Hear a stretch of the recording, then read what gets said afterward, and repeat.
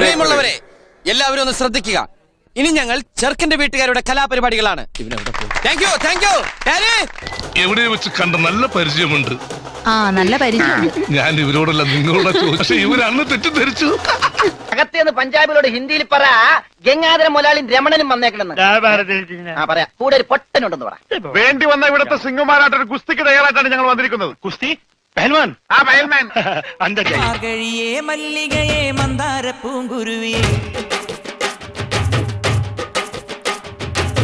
ഞാൻ സാരിയൊക്കെ കൊടുത്തിറങ്ങിട്ട് എങ്ങനെയുണ്ടടി? നന്നായിട്ടുണ്ട്. കരി ഇത്തിരി കൂടുതലല്ലേ? കരി നിന്റെ മുഖത്ത പൊടി. അയ്യോ, എന്റെ മുഖത്ത് കരിയേ ഇല്ല, ലേശമുണ്ട്. എടാ വിജയ, നമ്മുടെ വേഷം ശരിയല്ലെന്നുണ്ടോ? എല്ലാ നാട്ടുകാർക്കും എന്റെ വിനീതമായ നമസ്കാരം.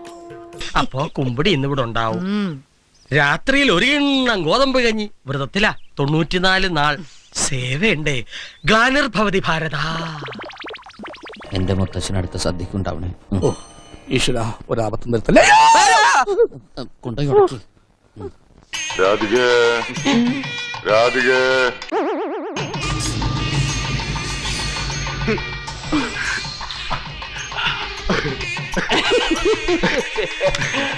ഇതുപോയി ഞാൻ ഒരു കാര്യം ചോദിക്കാൻ മറന്നിരിക്കണോ? നമ്മുടെ പയ്യന് ഇഷ്ടായോ?